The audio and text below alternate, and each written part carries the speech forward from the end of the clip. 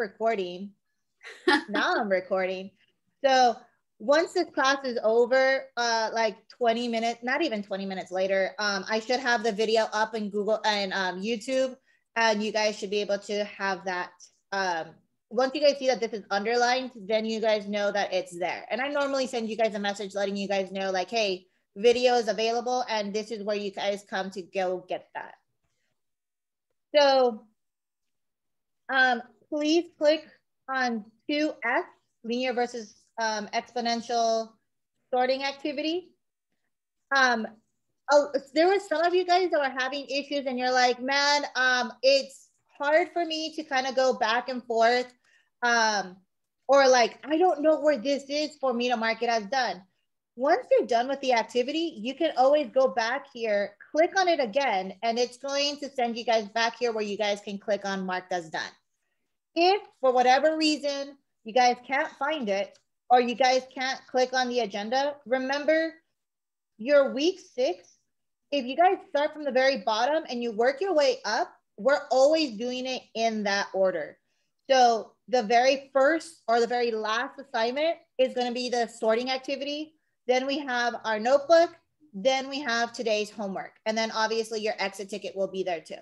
And then tomorrow, sorting activity, we'll jump back down to the notebook and then do the assignment. And then you guys will have a progress report tomorrow. And then you guys are just going to have an exit ticket on Wednesday. And that will be open to you guys at like noon tomorrow. So I'm not going to deal with any more PBISs. It's no. So it'll make life easier. And we're already at the end of this week. It's the halfway point, guys. So we're halfway through the semester. Like if you look, we have 45 days left. 45. And that's with Saturdays and Sundays and that one day off. So, and technically we're not doing anything that last week. So it's technically even less than that. So keep that in mind for those of you guys who haven't caught up with your assignments. A lot of you guys are doing fantastic. And if you guys read that message, I will get to your assignments later on today. I am working on that and just, I will have it done really soon for you guys. No, that's a bad kitty. No, yes, hi. Sorry, I have a very attention, speaking cat next to me. And she kind of knows that I haven't been feeling well. So she's, yeah, she's a very good emotion. Like I never thought of like emotional pets. Like this cat at least is like my soul creature, my soul familiar. My dog is the same. I mean, right now he feels sick, but he's like knocked out in the living room. He doesn't feel it now, but he's pretty much the same. Yeah. And thank you guys for like the kind words. Like I am taking it like, step by step. So I am hopeful that things will work out. So if we click on the sorting activity and click on ClassKick, remember you guys should be logging in with ClassKick. But for whatever reason, if you guys can't, I'm going to type in my name. And you guys, again, have a sorting activity. If you guys read the directions, it says this box should contain 3 pieces. And then this one should also contain 3 pieces. And if you read even more, the directions will let you know that there might be some that are neither that will be left out. So if we count 1, 2, 3, 4, 5, 6, 7, 8, 9. So 3 plus 3 is 6, which means not 3 more should be left out. All right. I'm going to give you guys the length of a song to do this assignment. All you're doing is moving the pieces to either linear, exponential, and if it's neither, just leave them out down here, in their own spot. But again, you're just going to move these linear, exponential, or bring them down to just have it as a neither. I am paying attention to who has been doing it. So I see a lot of you guys have already gotten started, which is absolutely fantastic. Let's do 4 minutes. I will give you guys this song. Oh, I need to pause the recording because I can't resume recording. So what kind of strategy did you guys use? Did you guys do like thumbs up? Who did graphs first? Who did like start moving the graphs first? Okay. All right. So I see a couple of you guys saying, you know, I did the graphs first. How about give me claps if you guys did tables first? Claps if you guys did tables first. Ooh, I got a couple of people doing tables. Awesome. So some kids in the first period were like, oh, I did tables because it's kind of like my craziness. Like, you know, I do the hard ones first. So I get rid of the vegetables first so that I can have like the yummy stuff, you know, the easy stuff. And honestly, I mean, that's a great strategy even for like life.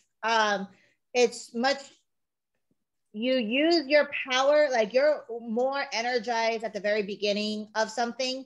So doing the hard part first might be a good strategy when it comes to like doing homework assignments. If you absolutely hate math and you're like, okay, I have either math work that I hate or I have English work and I love English, then I would probably suggest get over and done with the math and then go into the English, because then even if you're stuck, if you're tired, you're not going to like need too much brain power in order to do things.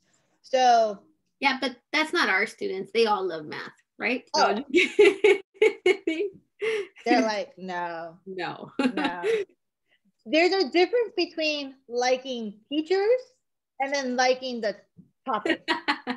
Yeah. And guys, just because we're math teachers doesn't mean that we love everything about math. Like for instance, this is the, like, I am never going to teach math 2, math 3, calculus, all that stuff, because this is the level that I love. Like all my favorite stuff is in here. Math 2 has half of my other favorite stuff, but it also has some stuff that I don't like. So if I could like get rid of the other part, like I don't like proofs. I don't like proofs, and you guys deal with proofs next year, and no. So yeah. But I love you deal with the quadratic formula, and I love the quadratic formula. I love that. It's one of my favorite parts. So, you know, think about it. Like I would much rather clean the kitchen or take out the trash than fold my laundry.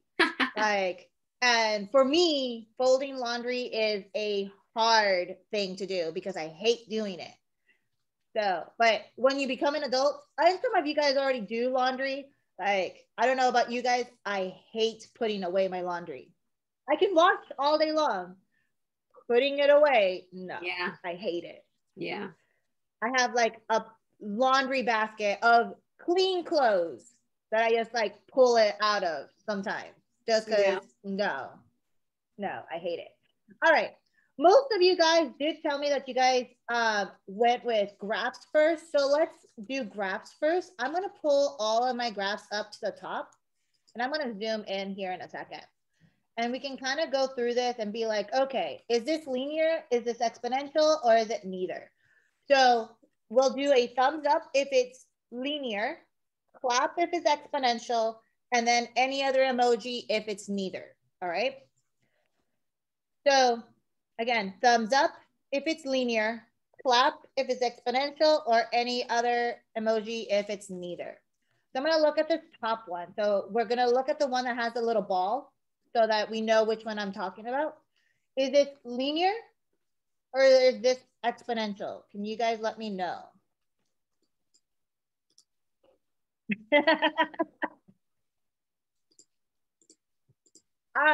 So interesting. And I did see this with you guys. Again, I think Ms. Gomez kind of mentioned this sometime last week, that creating exponentials is kind of on the difficult side. So looking at this, is this a straight line? No. However, it does have a slight curve to it. since it does have a curve, it actually is exponential. So it is one of those trickier ones because you're like, but it doesn't have like a curve. Like it doesn't, yeah, kind of like Miss Gomez has been pulling up her hand and it should look something like this, where it's a dramatic curve. But sometimes you don't have that. You'll have more of a curve like this. So most of the time we do deal with a dramatic curve that looks kind of like your hand, but this would actually be exponential. So I know that was kind of tricky and I apologize for tricking you guys, but this actually is exponential. Now, also to let you guys know, if you guys put these in the wrong spot, as we're fixing them, put them in the correct spot. All right, that way you know, oh, okay, so let me put them in the right spot. So if you guys need to go back anytime, you guys can always go back to these notes and look at that because you will have sorting activities on your test and your quiz. Mm-hmm. So it is important to know how these sorting activities work. What about this one right here? So you see now that the dot is on this one. Is this linear, exponential, or neither? Thumbs up if it's linear, clap if it's exponential, and another emoji if it's neither. So yeah, I see that it has a straight line. So we know that that's going to be a linear. Remember, I see the word line in linear. So any line is going to be linear. What about this guy? Looks like a weird dance. Weird dance. Is that linear or is that exponential? I like that. I like that actually. I'm gonna use that. I used to have a shirt that had like all the weird like math dances. And then there's one that has like their hands are like all crazy or something like that. Which I don't understand why. I want that shirt. My husband got me a shirt that's like using math words to say like an appropriate joke. So I always like those too. All right, guys, is this linear, exponential, or neither? I'm assuming because you guys are all staying quiet, you're like, I'm not sure. I see that it kind of has a curve, but it has another curve on top of that. So, and yeah, you guys now, are making the symbol, like the other symbol. Yeah, this would be a neither. So you guys will deal with this a lot later. And by a lot later, I mean next year. These are from cubed. No. Yeah, cube function. X cubed. Yeah, sorry. I was going to say cube root. I'm like, that's not right. Oh, not cube root. Yeah. So it's x to the third power. You'll see these next year. So you don't have to, if you ever see one that looks like this and it looks like your hand's like doing some weird stuff, then nah, that's going to be a neither. I'm not going to deal with either one of these. What about this guy? Is that linear, exponential, or neither? Yeah, you guys are giving me that thumbs up. That is a line, so we know it's linear. And this last one, is that linear, exponential, or neither? Yeah, we see that it has that curve. Again, we don't mind if it's increasing or decreasing. This is an example of numbers increasing. This is an example of numbers decreasing. And we'll remind you guys what the differences are of those today in our notes. Mm-hmm. So far we have 2 linear, 2 exponential. So we're missing 1 table for each. I have 4 tables, which lets me know that 2 of these tables work and 2 of them do not work. So let me push these guys up. And then we'll go through these in a second. All right, so when we're looking at tables, for a linear function, you're looking for either 2 things, adding or subtracting. For exponential, you're dealing with multiplying or dividing. So if we're adding and multiplying, those are increasing because those two operations make our numbers go up. Subtracting and dividing, that means we're decreasing, all right? So looking at these, I see my numbers are getting bigger, 1, 3, 5, 7. So I know it either has to be adding or it has to be multiplying, or again, we have that neither. Is this a linear, exponential, or is it neither? Can anyone let me know? But that linear, and can anyone let me know what the pattern is if you guys see it? So a lot of you guys are saying linear. Ah, yes. Thank you guys. So everyone's saying that it's linear and that we're adding by 2. So yeah, 1 plus 2 gives me 3. 3 plus 2 gives me 5. 5 plus 2 gives me 7. So yes, this is right, which means now I have this 100% completed. So only one of them is going to be exponential. All right. Isaac, do you have a question? I think you can unmute yourself.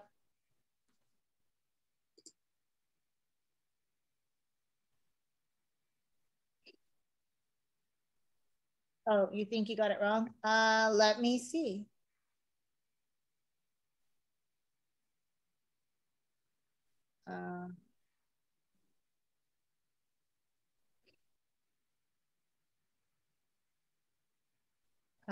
Where are you? Yeah, I don't see him.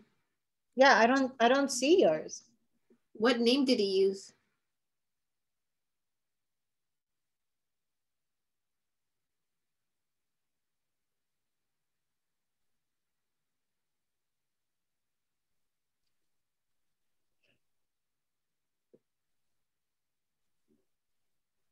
Yeah, Isaac, I don't see you at all.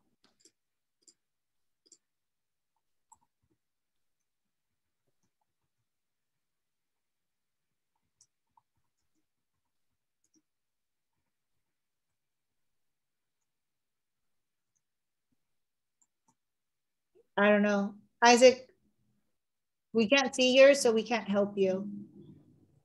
Which is also bad because I mean, I know you're doing it with us because you're, I don't know. I'm gonna keep going. What about this one, guys? Is it linear, exponential, or neither? We know that the numbers are getting bigger, so it can either be adding, it could be multiplying, or it could be neither.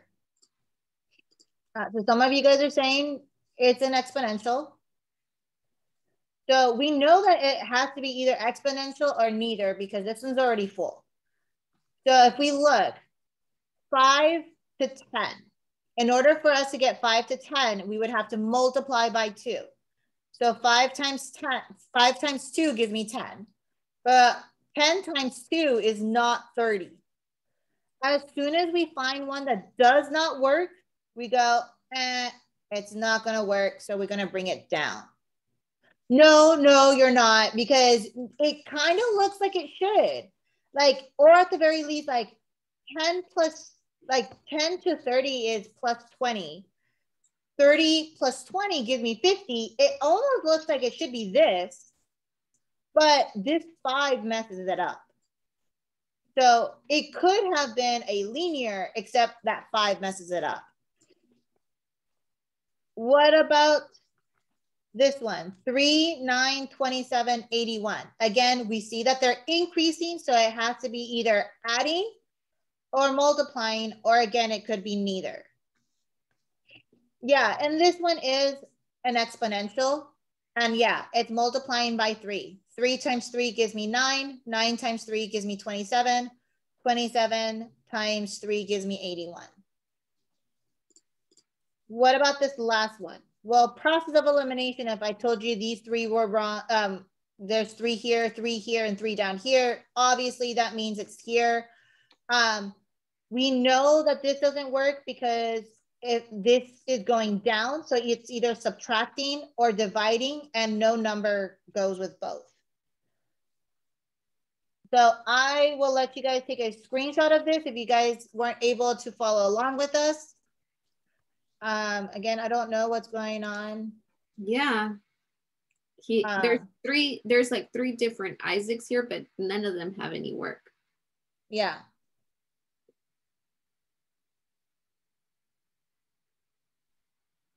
And I see that some of you guys don't have the same, you know, what like my answers. So please make sure that you guys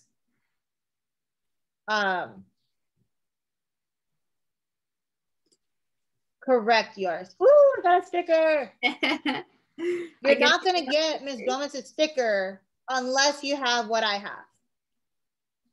You'll get like a sticker from me, like maybe with a thumbs up. But if you want the super sticker, then it has to look like mine. Obviously, you don't have to put it exactly where I put it. Like it could be here, or this one can be up here. Like I'm not that picky. Hey, Jose, can you put your birthday in the chat room, please?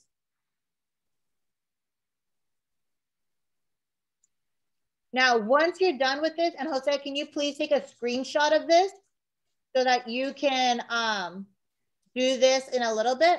Thank you.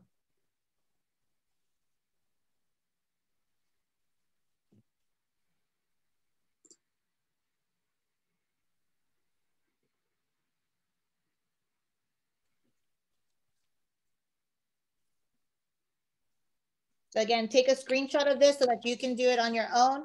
How do you get there? If you click on the agenda, or if you scroll all the way down, it's going to be there. But again, if you can't find like where you're supposed to turn it in, if you click on this again, it'll open it up, and all you have to do is turn it in. So remember, mark it as done or turn it in or whatever it says. Do that here. It does not count unless you guys put it here. But I'm going to stop sharing, and Ms. Gomez will take over.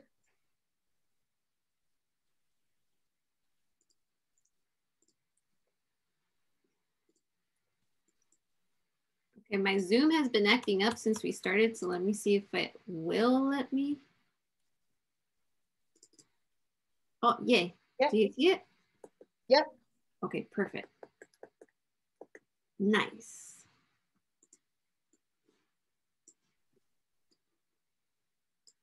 All right, so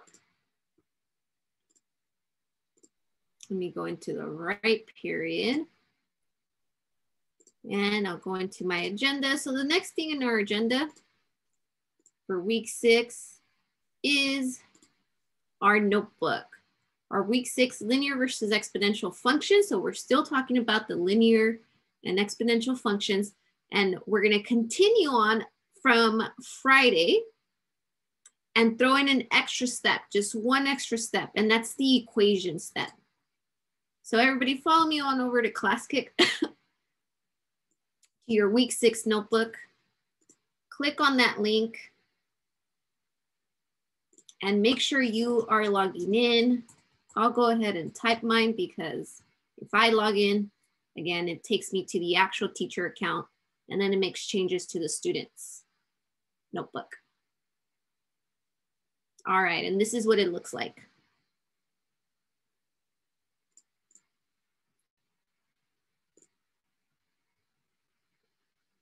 So you guys will notice that today, it's still kind of like taking that baby step, okay? But you're like leveling up at this point. The linear side is gonna be more review, and the exponential equation, there it is. You guys finally get to see that exponential equation, and it's actually not that different from what we've been doing with our linear function. So let me make sure people are joining us there. Week 6. Period 5. All right, I see Catherine in here. Thank you, Catherine, for joining us. Emily, Jade, Jessica, Jimena. Juan is in there. Marifer, Melissa, Natalie, Selena. All right. Give me a clap if you need more time to get to your Classkick notebook.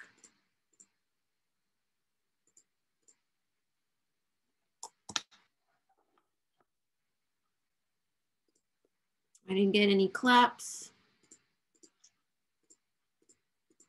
All right, here we go.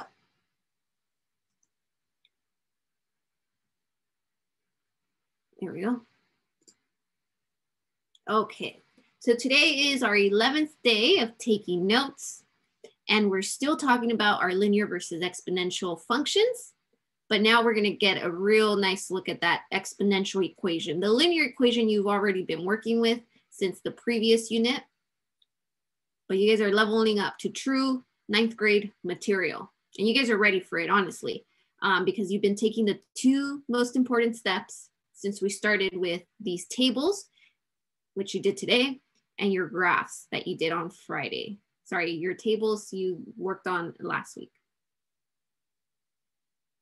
All right, so let's get started here. Let's start with your objectives. So by the end of this lesson, what should you be able to do?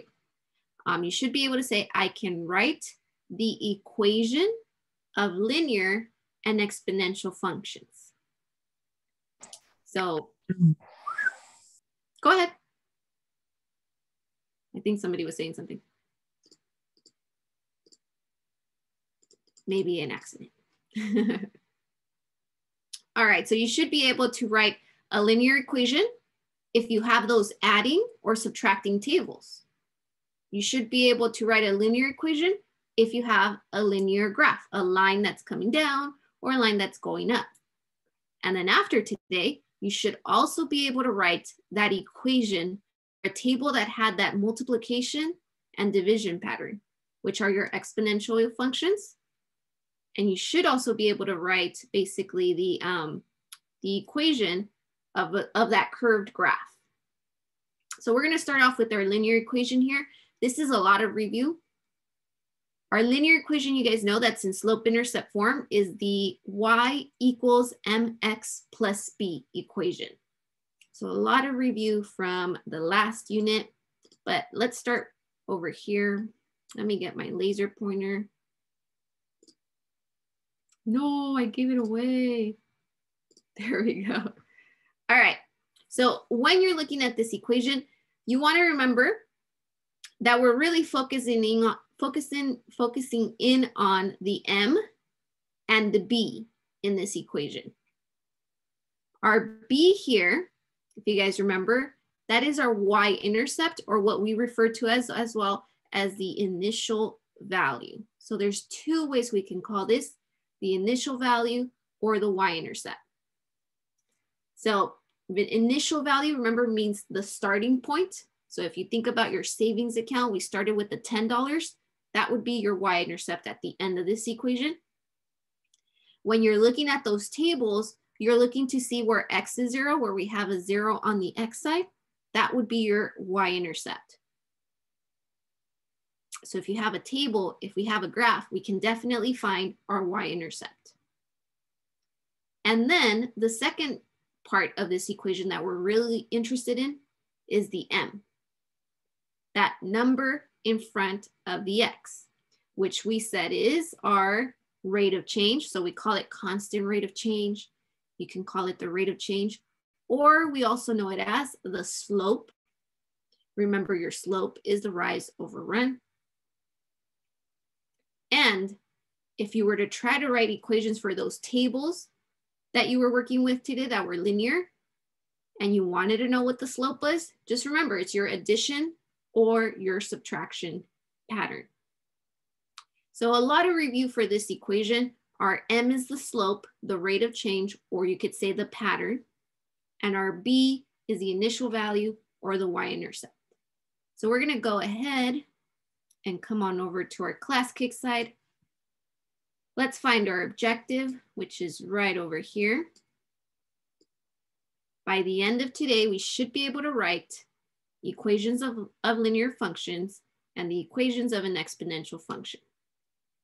On the linear equation, y equals mx plus b. The b, the number at the end of our equation, is the initial value, which is our y-intercept. And if we're looking at those tables, it's where we have the 0 for our x, going to the very beginning.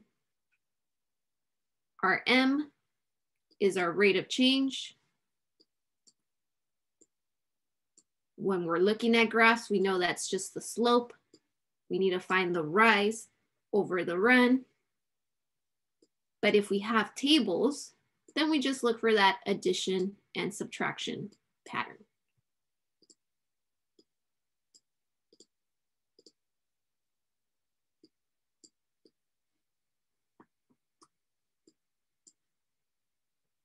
All right. So now we're getting to the 9th grade material.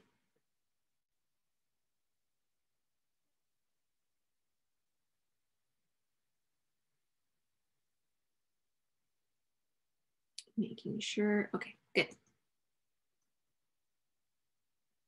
All right, so what is the exponential equation? The exponential equation looks like this. So I'm gonna read it for you guys. The way you would read this equation is y equals a times b to the power of x. Okay, one more time. Y equals a times b to the power of x. So right away, there's a couple of things I want to point out to you guys that are different from these equations. Okay, notice the blue color is in the very front of this equation. When we looked at our linear equation, the blue color was in the back. Keep that in mind. And then we have here the magenta, the pink color on the end, on the back side of this equation, but our magenta here was at the very front. So keep those things in mind so that you don't get confused where placement goes. And also the one other very important difference is notice that between the A and the B, we have multiplication. We can use a point of that dot for multiplication. But in the linear equation between the M and the B, we have that addition. And it's all making sense because, oh yeah, linear equations had addition in that subtraction pattern. So we either see the addition or we will see that subtraction. But on the exponential side, we know we have a multiplication pattern, which is why we have that multiplication there. So another thing you want to pay attention to, and this is probably one of the most important parts, is that the word exponential, let me get my pen here. The word exponential has the word exponent in it. Okay, so when we're working with an exponential function, look at this x. This x is a tiny x that's like above the b. When we were looking at our x on the linear side, it's basically at the same level as all of your other numbers, as all of your other variables. But on the exponential side, we don't have that. We have that x is actually the exponent. X, the exponent. So your x has to be written as your exponent, and it has to be written right next to that b, and we'll talk about what that b is right now. So x is exponent here, and a, if it's in that same blue color as your other equation, a in this case is also our initial value. That's your y-intercept. So our y-intercept for the exponential side is going to be the number in the front of your equation, our starting value. And then the b, that's your constant multiplier, your rate. And when we were looking at those tables, we know our constant multiplier had that multiplication pattern, okay? Even if it was division, remember we said that switches to a fraction. We're multiplying by a fraction. So your b, if you're looking at those tables, it's your multiplication pattern or your division pattern that you have to change into a fraction. So give me a thumbs up if you understand where these pieces go in this equation. Give me a clap if you're not really understanding the equation. Okay, cool. So there's a reason why we took all these baby steps for you guys. We walked you step by step so that you could just, when we get to the point of writing equations, it's a piece of cake for you. You know you need two things in both of these equations, two things, the pattern and the y-intercept. We can easily find those two things by just looking for a pattern and looking at your y-intercepts either on the table side or your graphs.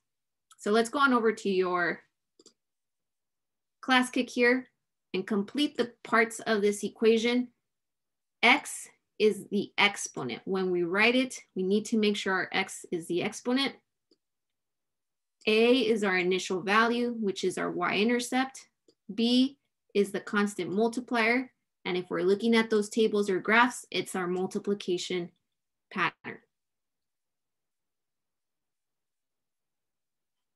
So one more thing I want to touch upon.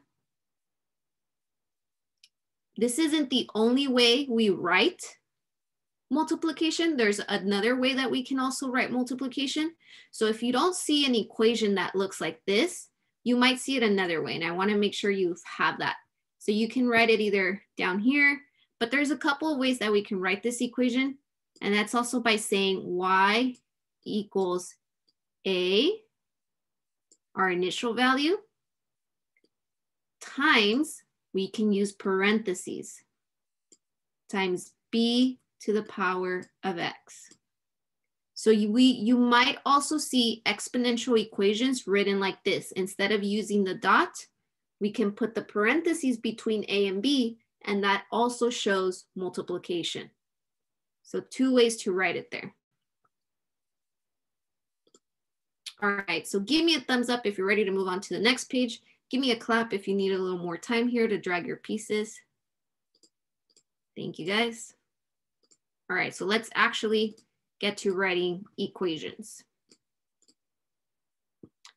So we're gonna move on to page 2. So remember we said that linear functions or linear functions, linear equations, linear graphs are not gonna leave you. This whole semester, they're really not leaving you. Even after we're done with the exponential side, you're still gonna continue to work with linear functions, which is good because that just means you get a really good understanding of linear equations and linear functions. All right, but let's actually work through an example here. If I give you a graph, you should be able to write the equation for that graph if it's linear and if it's exponential. All right, so here we have a line.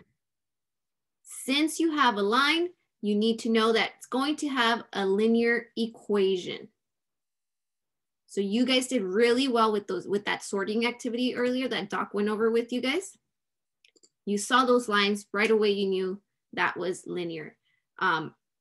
We used to have a student in the other semester in another class where they would say this word here as liner, something like that, right, Doc? Liner or and that was because we know the word linear has the word line in it. So when she would say liner, everybody would correct her. They're like, it's linear. But I was like, no, that's cool that she says it that way because in her mind, she's thinking there's a line there, right? So what's helping her make that connection is that since we have the word line, we should see a line on the graph. But in a linear equation, you will see lines when you're looking at a graph. So as soon as you see a graph, you should be thinking, oh, y equals mx plus b. It's going to have that form because it's a linear function. So these two steps that we're going to take first are the exact same two steps we did on Friday. So your first step is to find your y-intercept. So look at that graph. Think back to Friday. We said our y-intercept is when we go down this y-axis and our line intersects. So can anybody tell me what the y-intercept there is? either on the chat or unmuting yourself. Go down this line. What is your y-intercept? Can you let them know that someone's saying that theirs looks different if it's supposed to? Maybe they're on a different page. Let me see. Yeah, if it looks different, you might be on page 3. It's page 2. Is that it? I don't know. Is that it? No, they say that they're on page 2. Really? Who is it? I can see in there. Let me check.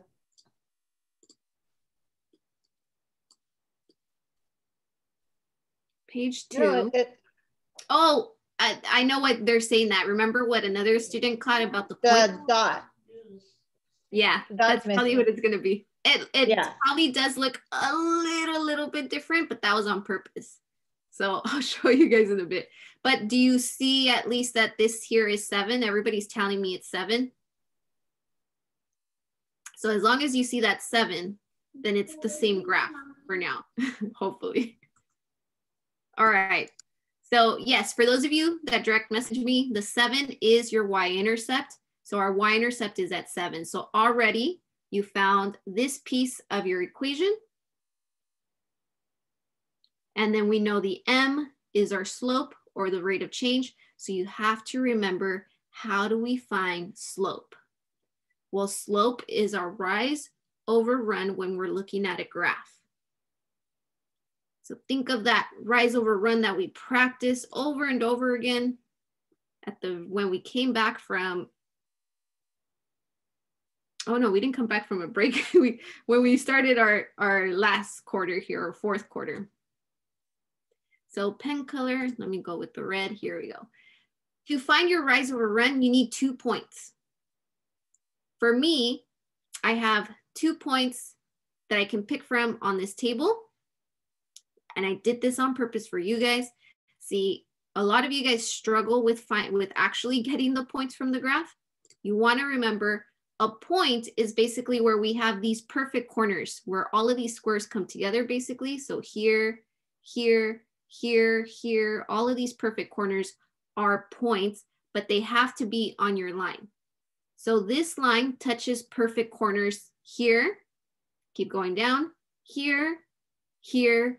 There's another one here, and there's another one here. So for some of you that were saying my graph looks a little different, it might be because of this, okay? Because I wanted you to practice going in here and actually finding those points. So if you use these 2 points, they're really far away, and that's when you have to simplify your fractions. But see, if I keep going down this line, that's a perfect corner there. If I keep going down this line, that's a perfect corner there. I wanted you to remember to practice how to find these points. Because Doc and I have been really nice and have given you these points so far. But a lot of other teachers wouldn't help you out with those points. And eventually I want you guys to be able to find those points on your own. Oh, sorry. So these perfect corners are also points. We're looking for those. So that might be why you said it looks different. All right, so let's go back to finding our rise over run. Don't forget, if we're going up for our rise, that's a positive number. If we're coming down for our rise, that's a negative number. I'm gonna go with this point. I'm gonna label this my first point, and this is my second point. So to go from my first point to my second point, I'm gonna come down. Since I'm coming down, and I only went down once, that's a -1. So that was my rise. Now I need to run. So from here, I'm running to the right once and twice. Because I ran to the right, that is a +2. So for your run, anytime you run right, that's a positive number. If you're ever running right, left, that's a negative number. So my rise was -1, my run was 2. That means my slope is -1/2. So a lot of review from your linear functions. Okay, remember those 2 steps. Why are they so important? Because now we can actually write these equations. We get y = blank your x, and blank. We need to follow this format. M, our slope goes in the front of the x. B, our y-intercept goes in the back. So our equation looks like this. Y equals negative 1/2x plus 7. So let's go on over here. Let's complete these notes by finding our y-intercept, which was at 7. Our slope, I do want to see you guys going in there and continue to practice finding your slope. If you don't use the colors, that's fine. Just pick 2 points. I picked this first point to the second point. I'm coming down 1, so that's a -1. I'm running to the right 2, so that's a +2. That's how I get a slope of -1/2.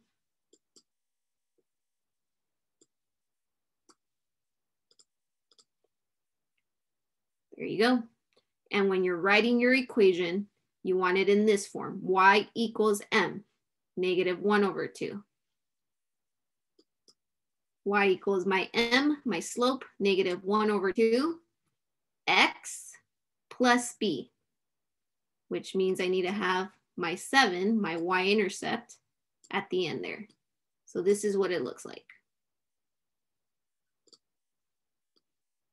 Any questions here for your linear equation? Ask them now or forever hold your peace. Never again. No, I'm just kidding. You can still continue to ask questions.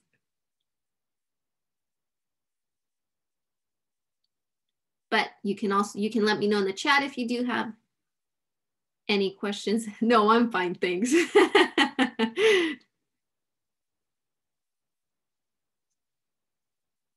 All right.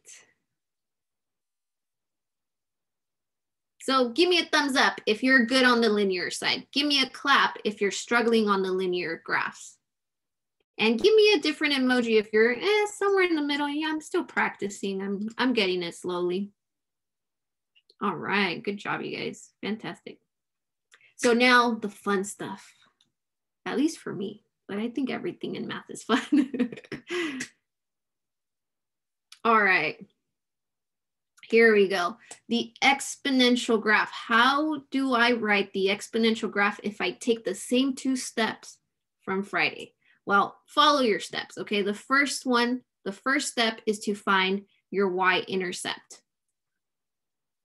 When we're finding y-intercepts, remember, just go down your y-axis, see where that line is touching your y-axis. Yay, Jimena, very good.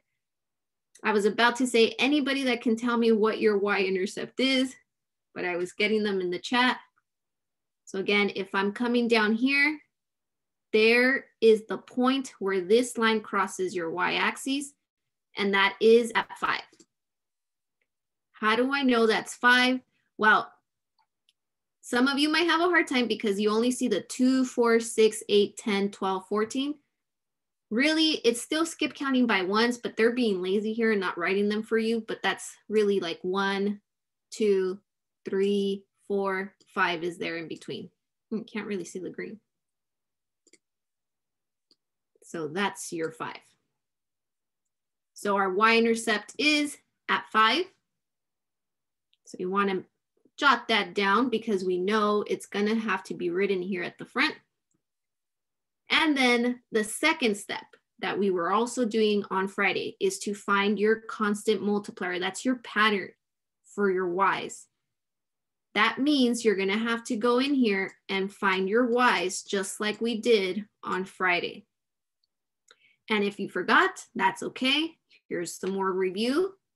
When you're following this curve here, okay, our first y from that point, yeah, Juan, good job, is 5. There's the 5. If we keep going up here, match it to a y, that point matches to 10. And if we keep going up, this perfect corner here, that point matches the y value of 20. So we get 5, 10, and 20 is our pattern. Sorry, it's not a pattern. That is, those are our y's. So what is your pattern here from 5 to get us to 10 to get us to 20. Good job, you guys. That is to multiply by 2 each time. Remember what we said?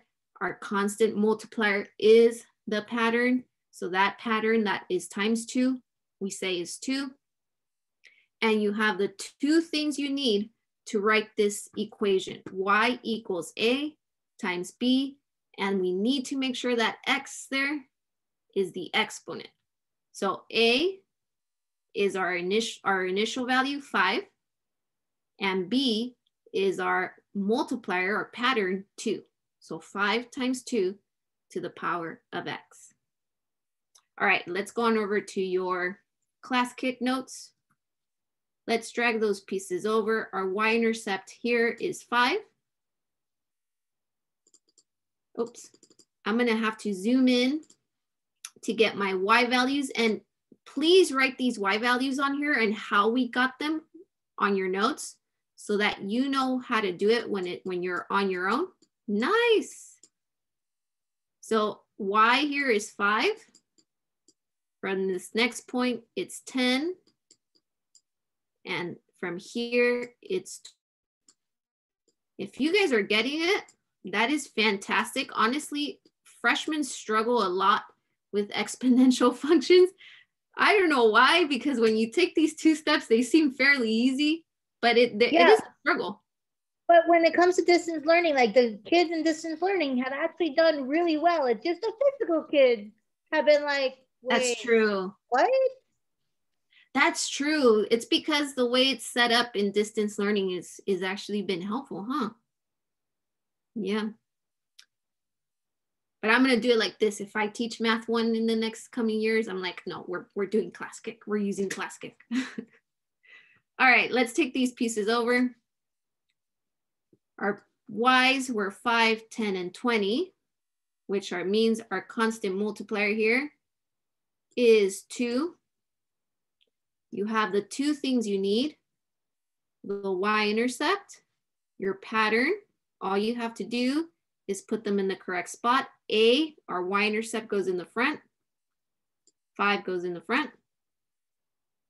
B, our pattern goes at the end there. And we need to write the X as the exponent. So here's a couple of things you want to know for tests or quizzes or like homework assignments that we might have on Classkick. The way you can write this as well is by having y equals the 5. Remember, the parentheses also shows multiplication, so you could write the parentheses instead of your dot. And then you can just write the power, the exponent on top.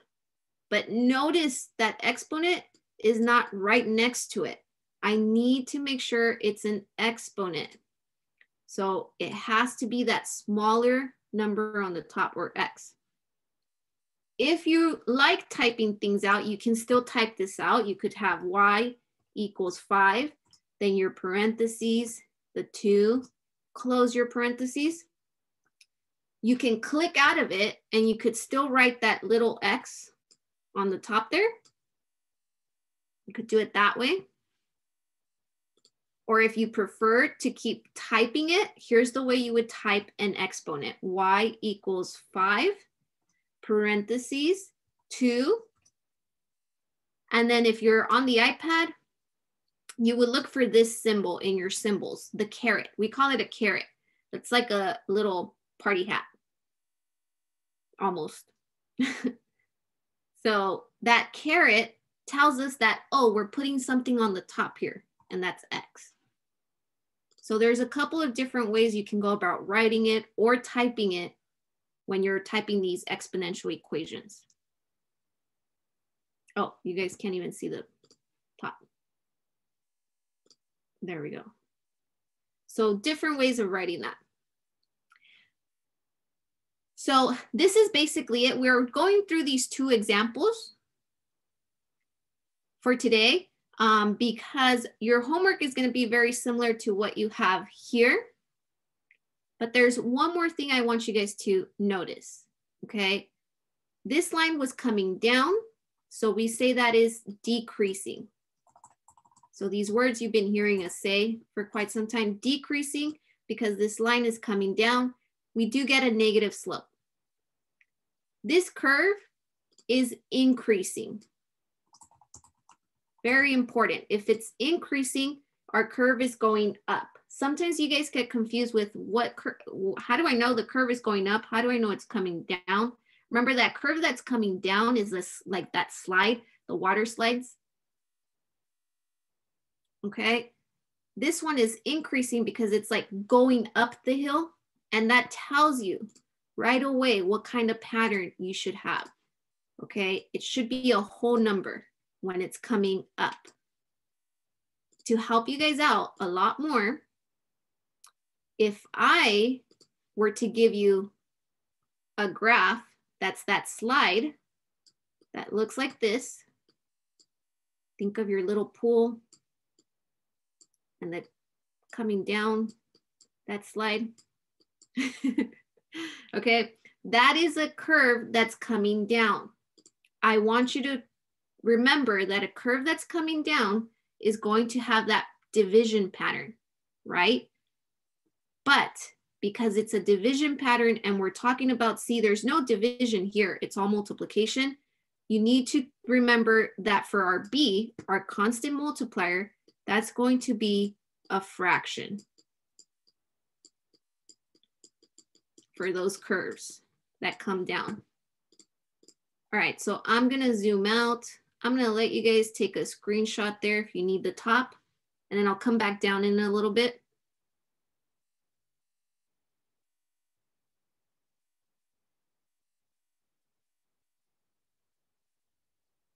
And I'll come down here if you are continuing to draw that for yourself. Remember, this is exponential because this is a curve, but this curve will have the B as a fraction. And I'll show you what that looks like in your homework in a bit. And this curve, we would say, is a decreasing curve.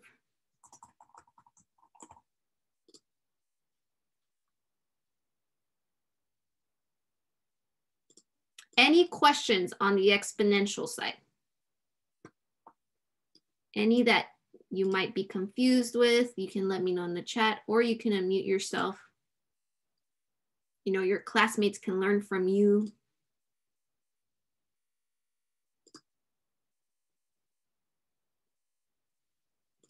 I was gonna say, somebody actually drew the little slide with the water and the man. That was me.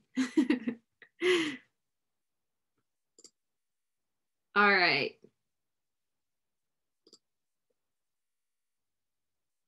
I see some of you guys still writing the bottom part. Yeah, do you have to write it? No, but it is actually there to help you because you're going to get something like this curve that comes down in your homework. Only one. All right, I didn't see any questions come in. All right, I'm going to show you how to complete your homework and then you're free to go. All right, I'm gonna go back into your agenda here. Your homework is this one here, homework 15, homework writing exponential functions from graphs. So this second part that you have in your notes, because this is the new stuff, this is what your homework is on. You're gonna get curves that come up, curves that come down.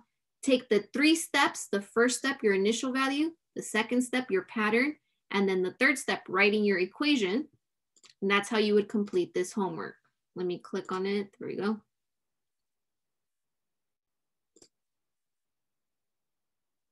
Oh, because I submitted it. Oh yeah, you'll have to just click on edit. Edit. Yeah. Okay. All right, so this is what it looks like when you actually open it. It asks you to type your first name, type your last name, and it says directions, show your work on a separate sheet of paper and review your answers and then click on the last problem. Doc, did you want them to submit a picture of their work or? No, you don't have to. Okay, so you don't have to. You can click next on that. And this is, don't mind this. This is not the right answer. I purposely did these wrong. But this graph here, problem number 1, gives you a graph that if you zoom into, you can walk through those 3 steps, find your y-intercept, go down this y-axis. What is your y-intercept? And if you go back to your notes, you would remember that the y-intercept goes in the front. So as soon as you find your y-intercept, you might be able to eliminate some of the wrong choices. Is 5 the y-intercept, or is 2 the y-intercept? That all comes from knowing the equation and knowing what it looks like. So is 5 your y-intercept? Is 2 your y-intercept? See, that has a 5, that has a 2. Second step, what is your pattern? Well, follow your points. Here we have 10, here we have 20. That's a freebie already, you guys. This is the exact same graph here. It's the exact same one as your first question. I don't know how that happened, but it did. So we know that this equation should be y equals 5 times 2 to the power of x, which is c. If you're paying attention, you got a freebie there. All right, the next one is what I really want you to look at. Look at this curve. It's our water slide. It's coming down.